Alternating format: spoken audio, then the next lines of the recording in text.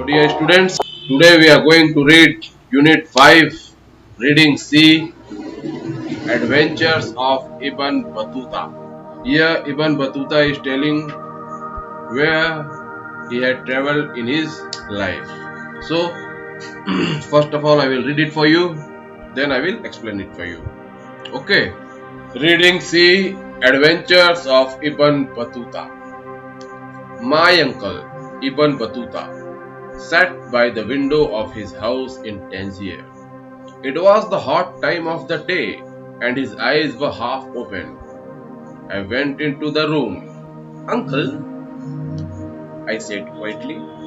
He looked up at me suddenly. Ah, Ahmad, it's you again, he smiled. Yes, uncle, I answered. Can you tell me today about your journeys, please? I want to travel when I am older too, I said. Is that right? He answered. Then he looked carefully at me. How old are you? He could remember things from long ago easily, but things from the day before not very well. I am 11, I said. Well, perhaps in 4 or 5 years you can begin to travel, but it's not easy, you know. You can see wonderful towns and cities, meeting interesting people, and do exciting things. But there are bad times too. You can get ill, meet big hungry animals, or lose all your money. No, I said. My eyes were big and open. Ah, yes, Ahmed, he answered. But listen to my stories, and perhaps you too can learn to come home alive, he laughed. Now where shall I begin? I sat down, ready to listen to him. Every time my uncle told his stories, they were different, new and interesting. Born here in Tangier, he began. But of course, you know that, he smiled. My father and his father before him were judges. So I learned to be a judge too. When you are a judge, it's easy to travel. You are important, you see. Yes, I said. Perhaps I can be a judge too, one day. Perhaps, he smiled. My first journey was a pilgrimage to the holy city of Mecca. I got on a donkey and said goodbye to my mother and father in Tangier. When I was 21, my mother cried. After some days' journey, I came to the town of Algiers.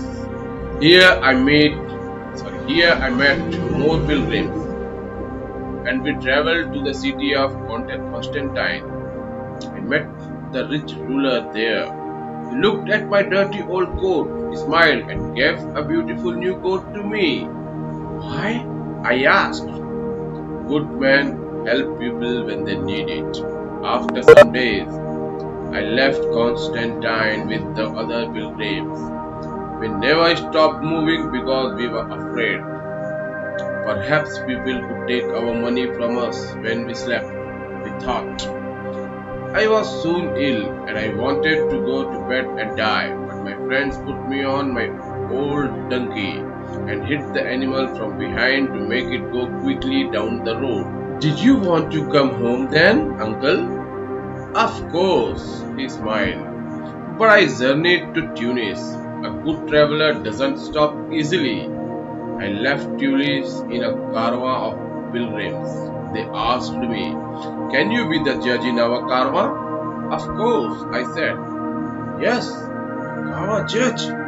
Not bad word for a young man. When our caravan arrived in Alexandria, I was excited. I want to see the famous pharaohs there.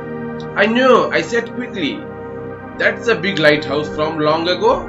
Did you go up it? No, he laughed. The pharaohs was in ruins. There wasn't a lot to see, but not far from Alexandria I met a holy man, Burhan al-Din. He could see into the future. And what did he tell me? You are going to visit India and China, and on your travels you are going to meet many old friends. I was happy about this. I am going to go far, I thought. And did you go to India and China in the end? Wait and see, Ahmed, smiled my uncle. I arrived in Cairo 8 months after I first left home. What a big city! And what a lot of people! And they never stop running here and there, day and night.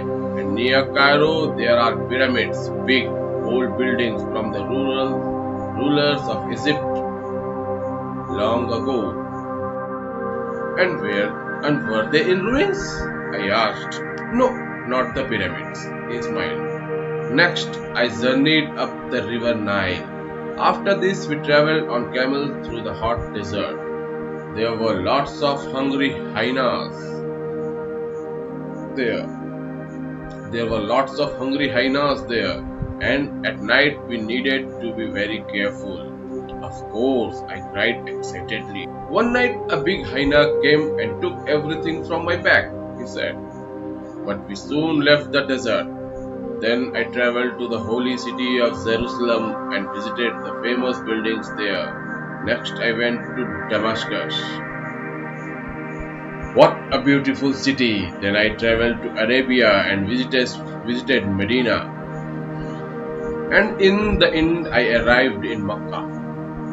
After a year and a half, it was wonderful to arrive in the city of pilgrimage.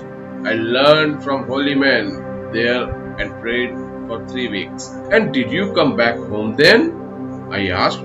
No, every night I thought of the holy man, Burhan al-Din, and of India and China. I was a true traveler now, and I didn't want to stop. So I left Makkah with the rulers of Persian Karwa. When I was young, I heard many stories about the wonderful towns near there. But on my journey, I saw something very different. Years before, the Mongols came to these towns. They killed a lot of people, and I saw many houses in ruins there. Perhaps the most interesting town on that journey was Wasit. A number of men with no money lived there in a big house. In the evening, they prayed and ate their dinner. Then they sat near a big fire and told stories. Suddenly, some of them walked into the fire. Then they ate the fire. One man put a snake's head in his mouth and ate it alive. And you saw all that? I cried. Yes, we laughed. I visited many interesting towns after that, but I never saw men eat fire and snakes again. Then I went to Baghdad. What a wonderful city, but I was ill there. So I soon went back to Makkah. I learned from holy men and prayed there for a year, and slowly I felt better. And what did you do next? I asked. I traveled by sea for the first time. It was most worth journey, he said. You can hear all about it some other day. Janet Hardy Gould. Janet Hardy Gould has taught English as a foreign language in many countries. She also writes regularly for The Guardian Weekly, the Speaking English section. She has also authored many books for students all over the world. Her work, The Travels of Ibn Battuta, The Travels of Ibn Battuta, is a account of Ibn Battuta, who was a 14th century scholar. He travelled widely and wrote with his friends an account of all his adventures. Rihla. The present chapter is an extract from one of the chapters of this